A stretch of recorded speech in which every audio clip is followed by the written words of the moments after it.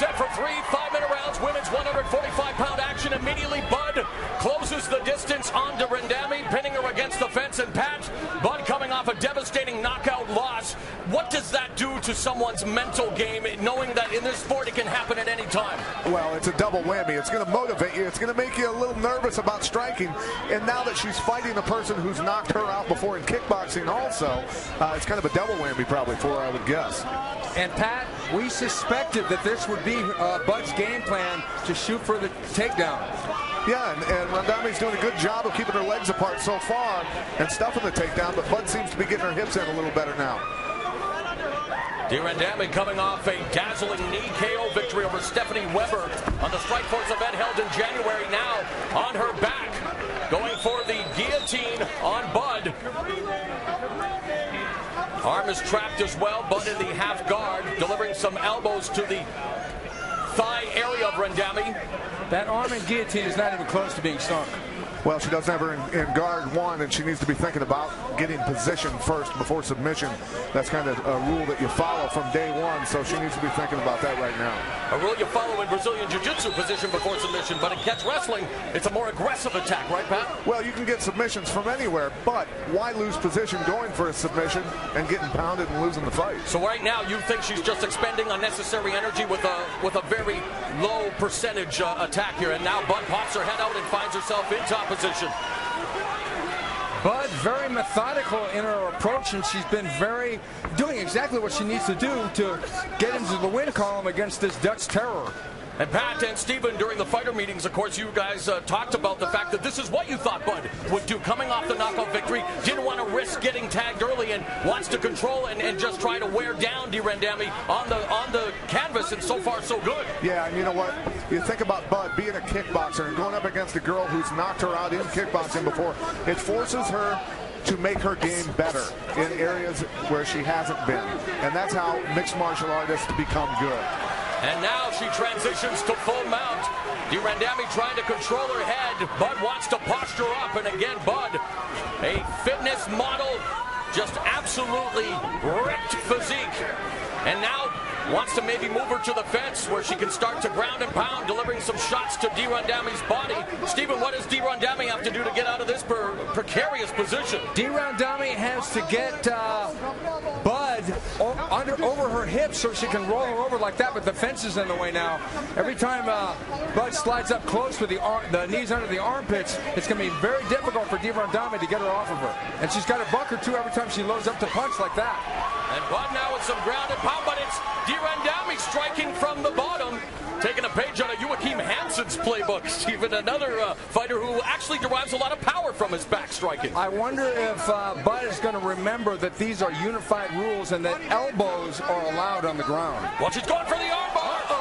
And now takes the risk and finds herself on her back, but an interesting move there by Bud as she transitioned to the armbar, but now Randamine finds herself in the open guard of Bud now with a wide standing base. That's the thing that I always fear, and I've always told fighters for years, do not go for a submission until about 30 seconds, 20 seconds left in the round if you're going to lose position going for it, because then the round's over. 80 seconds left in the opening round.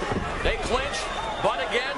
Bull rushes Randamine to the fence. Randamine now looking to deliver some elbow strikes. Has to be careful not only of the 12-6 illegal elbow strikes, but an elbow strike to the back of the head.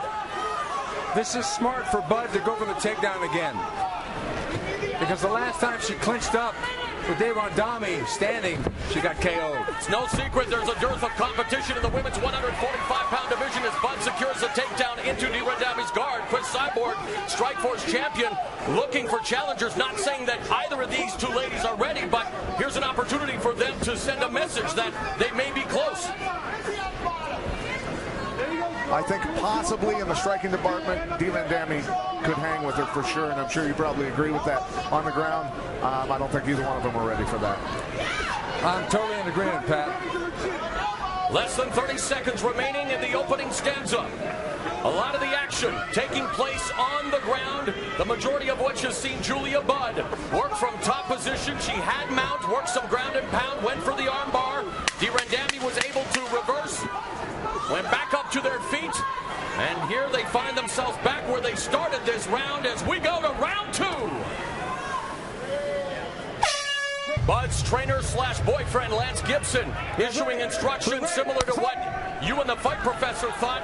He said, we don't want any part of her stand-up right now, Stephen, and Bud looking to perhaps take this to the ground again as soon as possible, which against other fighters may not be her modus operandi. The obvious thing to do here is get the win, and Randamine hasn't shown to be very good on her back so far.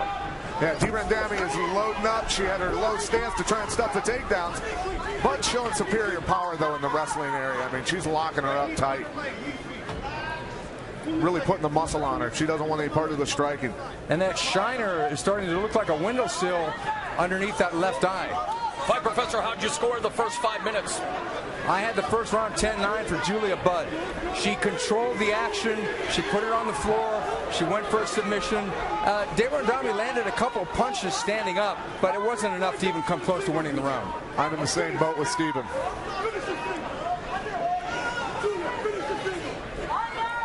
Randamine just doesn't know how to block the takedown. She's not getting her leg outside of Bud's leg. Bud is trapping the leg, blocking it with her leg, and just tipping her over like she's tripping over a seat.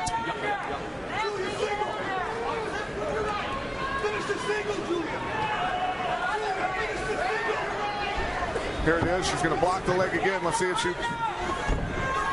Pat, you're emphatic about how people can learn wrestling, and you think that they've got to go away and camp out and basically learn from wrestlers in their gym for like 2-3 months. If you're gonna learn how to wrestle, you got to go live with wrestlers, get beat on by wrestlers, brawl with wrestlers, get yelled at by wrestling coaches, live that life if you're going to truly absorb it. You don't bring in one wrestling coach and a couple wrestlers to work with you. You got to go into a wrestling room at a college and get your butt kicked. But there are different wrinkles to MMA wrestling than the wrestling that you have been used to. And by the way, congratulations on your induction to the National Wrestling Hall of Fame next month, an accolade well deserved. But what is the biggest difference or the adjustment to MMA wrestling from collegiate style wrestling?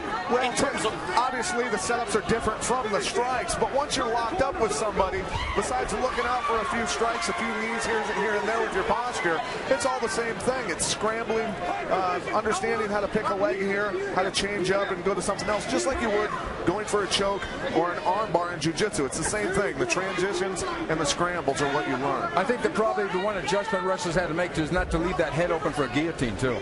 Midway through round 2, Bud inside control. Randamine looking to reverse, doing a good job of reversing position. Now has Bud along the fence. Randamine now with an opportunity to showcase some offense. She's been stifled throughout the fight by the native of British Columbia. Wearing the blue gloves, Randamine with a knee up the middle of the red, and there's the tie clinch, and there's Randamine going back to her bread and butter. Muay Thai techniques along the fence. This is a deja vu that Julia Budd wants no part of. She doesn't want to be plumbed. She doesn't want to be tie clinched. She wants to get Randamine down on the floor and stay on top. Right now, Bud's human Velcro just wanting to stick to Randamine, looking to get her to the canvas. But again, expending energy here in the second round. Randamine maintaining her base, putting her weight on Bud. Yeah, doing a good job keeping her legs apart also on the double attempts. When Bud switches up to the singles, she's actually, I think, starting to catch on a little bit on defending things. She's feeling where Bud's going finally. Let's not forget, Randamine has 3 professional bouts as the takedown by Bud again. Bud, this is her 3rd professional bout, so both of them still very early in their MMA careers. Randamine putting a lot of effort into that guillotine that's not there. Reason being, Bud's neck is protected by Randamine's body, so she can't choke her with that. Final 60 seconds of the middle round. They're locked up in a stalemate here, but as Pat said, Randamine using a lot of energy just hanging on to that neck. And the onus from top position is on Bud to improve her position. She's in the offensive position here, even though she's in the middle of this guillotine choke attempt. At the same time, though, it's tough because Randamine, she's fairly inexperienced, obviously, on the ground. She's hanging on as hard as she can to that neck just to slow Bud down. Yeah. Bud pops out. She's trying to pass into the mount again. Again, I'm surprised Bud hasn't thrown any elbows at all. That's what I mean. Like, she's in top position. She is a noted striker. You want to send a message to the judges. Final 10 seconds of the second round. It's been Julia Budd controlling the majority of the fight on the ground.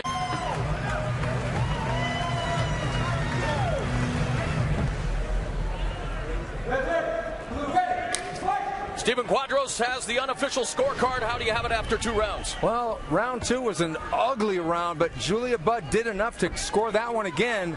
And de Randamie just has to start landing like that. And on cue, de Randamie starting to deliver some strikes long range to Budd, who's now going for the leg, looking for the leg lock.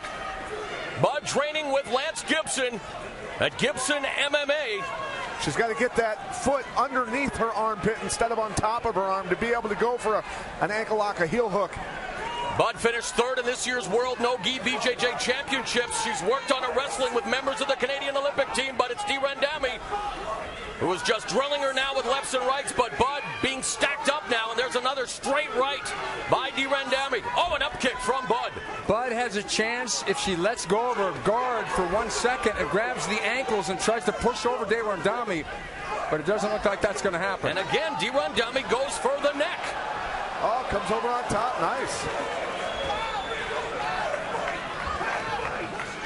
De Randamie 2-1 with 1 win via former knockout. Her lone loss was via submission. She wants to show her mixed martial arts here by going for the submission, but hasn't really set it up properly throughout the fight. Right. She's missed a few, but I tell you what I'm impressed with in this 3rd round, de Randamie, like all fighters from the Netherlands, are always trying to finish the fight and destroy their opponent. She's going for it. She's not holding back at all.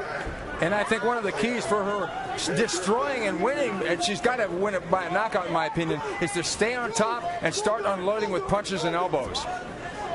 And de Randamie showcasing some strength, picking up Budd. We saw Sarah Kaufman deliver a powerbomb slam in her title defense against Roxanne Modafferi.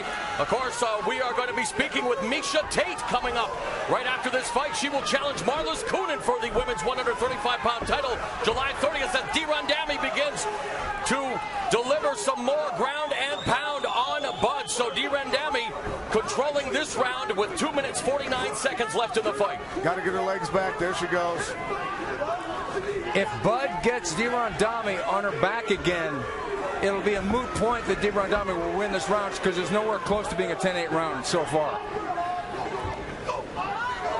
Budd showcasing some raw strength and the double leg takedown into half guard. There it is, and she can slow the pace down here and get out of the danger of the top game from de Randamie. And I think this speaks to the mindset, as we mentioned at the beginning of the fight, Pat, where Budd, coming off a devastating knockout loss, I think just wants to get her time in, be very conservative, keep it simple, knowing what de Randamie is capable of. She just wants to grind out a win here and get back on the winning track. And you can't blame her for that. No, she's getting back in the saddle here. And, you see fighters, George St. Pierre, after he got knocked out by Matt Serra, he was putting everybody on their back for quite a while. It took him a while to get out of that mode and get the confidence back with his striking. And I think it's that way for almost every fighter. Referee Hoisington calling for action. Yeah, Budd back on top, not even worried about breaking loose or posturing up. She just wants to control this match. Now, as I said before, round 2 was an ugly round.